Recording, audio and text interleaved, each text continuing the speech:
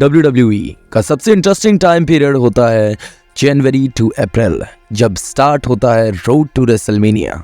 साल 2024 की Cody Rhodes ने रॉयल रंबल जीत के रोड टू रेसलमेनिया 40 स्टार्ट कर दी है। इसको मद्देनजर देखते हुए हम एक सीरीज लेकर आ रहे हैं जहां हम कवर करेंगे पिछले 10 साल के रोड टू रेसलमेनिया, और हम शुरुआत करेंगे रोड टू रेसलमेनिया 30 से।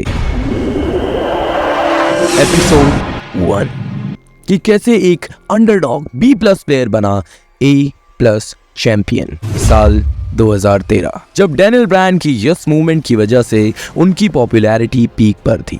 डैनियल ब्रायन के आसपास कोई भी खिलाड़ी नहीं था।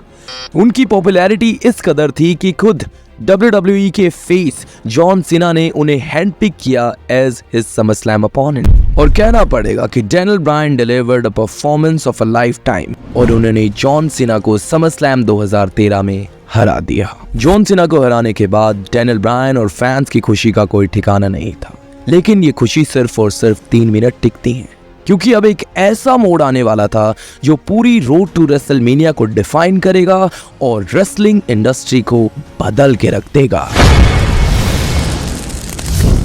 डैनियल ब्रायन जीत का जश्न मना ही रहे थे, लेकिन एकदम से mister money in the bank Randy Orton का थीम सॉन्ग हिट होता है। लेकिन उससे भी बड़ा शॉक ट्रिपल एच ने दिया, जो कि स्पेशल गेस्ट रेफरी थे। उन्होंने डैनियल ब्रायन को घुमाया, एक पेडिग्री दी, रैंडी ऑर्टन को रिंग में बुलाया और 1 2 3 और रैंडी ऑर्टन अब बन चुके हैं नए WWE चैंपियन। अब इस इवेंट के बाद एक स्टोरी स्टार्ट होती है, authority versus underdog B+ player Daniel Bryan की।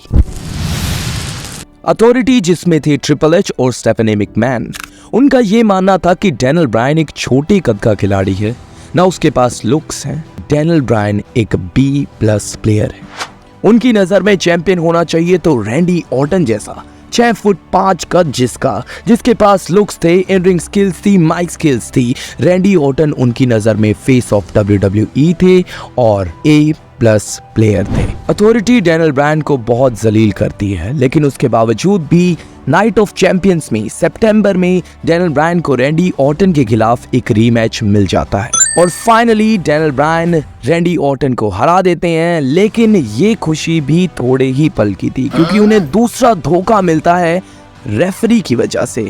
अगली मंडे नाइट रॉ में डैनियल ब्रायन को पता चलता है कि रेफरी के फास्ट काउंट की वजह से उनसे वो टाइटल छीन ली गई है और अब एक और रीमैच होगा बैटल ग्राउंड में। लेकिन बैटल ग्राउंड पेपर व्यू में भी डैनियल ब्रायन को मिलता है तीसरा धोखा, और अब की बार उन्हें ये धोखा मिलता है बिग शो की तरफ से, जब बिग शो रैंडी ऑर्टन और डैनियल ब्रायन दोनों को नॉकआउट कर देते हैं और इस मैच का नतीजा नहीं निकल पाता है। इस चीज से फैंस परेशान है, डैनियल ब्रायन परेशान है और अब तो रैंडी ऑर्टन भी परेशान है, क्योंकि टाइटल अभी तक वैकेटेड है। तो इन सब चीजों को मद्देनजर रखते हुए ट्रिपल एच ने हेल इन अ सेल अगले पेपर व्यू में Randy Orton versus Daniel Bryan match book किया, लेकिन एक ट्विस्ट के साथ, क्योंकि अब एक और नया कैरेक्टर ऐड होता है और वो कोई और नहीं, वो है heart break kid Shawn Michaels. Shawn Michaels जो ट्रिपल एच के एक बहुत अच्छे दोस्त हैं, वो रैंडी ऑर्टन को बिल्कुल पसंद नहीं करते और डैनियल ब्रायन जिनसे शॉन माइकल्स को एक अलग ही लगाव है, क्योंकि उन्होंने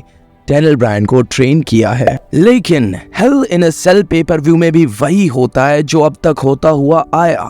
डैनियल ब्रायन को फिर से एक धोखा मिलता है और अब की बार शॉन माइकल्स की तरफ से। शॉन माइकल्स ने अपनी दोस्ती ऊपर रखी और कोस्ट कर दिया डैनियल ब्रायन को एक और चैंपियनशिप का मौका। हेल इन अ सेल पेपर व्यू के बाद हर एक कैरेक्टर की स्टोरी लाइन्स में करवट आती है, जहां डैनियल ब्रायन बिजी हो जाती है वाइट फैमिली के साथ, रैंडी ऑर्टन एंगेज हो जाती है जॉन सीना के साथ एक राइवलरी में, जहां वो यूनिफाई करने वाले हैं टाइटल्स को। वहीं दूसरी तरफ एंट्री होती है एक नए कैरेक्टर की, और ये कैरेक्टर है the animal Batista. Batista WWE में 4 साल बाद रिटर्न करते हैं। वो रॉयल रंबल जीतते हैं और पंच कर लेते हैं रेसलमेनिया का मेन इवेंट। बटिस्टा के रॉयल रंबल जीतने के बाद बटिस्टा को काफी बैकलैश मिलता है, लेकिन अब finally road to WrestleMania 30 start हो जाता है। अब वक्त आता है फरवरी का, एलिमिनेशन चेंबर का, जहां रैंडी ऑर्टन को अपने यूनिफाइड टाइटल्स डिफेंड करनी थी एलिमिनेशन चेंबर में, जिसमें डैनियल ब्रायन भी शामिल थे। लेकिन अब की बार फिर से डैनियल ब्रायन को धोखा मिलता है द बिग रेड मशीन केन की तरफ से, जो कि किसी टाइम में उनके हेल नो में पार्टनर्स हुआ करते थे। इतने धोखे खाने के बाद डैनियल ब्रायन पूरी तरह से परेशान हो जाते हैं। अब उन्हें समझ में आ जाता है कि अगर उन्हें टाइटल चाहिए तो उससे पहले उन्हें सबसे बड़े थ्रेट को एलिमिनेट करना पड़ेगा, जो कि कोई और नहीं बल्कि दी अथॉरिटी के हेड ट्रिपल एच खुद हैं। डैनियल ब्रायन जाते हैं और कहते हैं ट्रिपल एच मुझे तुम्हारे साथ मैच चाहिए। वो उनसे विनती करते हैं, वो उन्हें धमकाते हैं, लेकिन ट्रिपल एच का मानना था कि अगर मैं रेसलिंग बूट्स फिर से डालूंगा तो मैं किसी बड़े मेगा स्टार के खिलाफ डालूंगा, चाहे वो अंडरटेकर हो, दी रॉक हो। डैनियल ब्रायन मैं तुम्हारे जैसे B+ प्लेयर के सामने वापस रिंग में नहीं आने वाला हूँ। डैनियल ब्रायन ये चीज सुनकर काफी परेशान हुए, लेकिन डैनियल ब्रायन ने सोचा कि जिस चीज की वजह से वो यहाँ पर आए हैं, जिन फैंस की वजह से वो यहाँ तक आए हैं, क्यों ना उन्हीं फैंस को यूज किया जाए।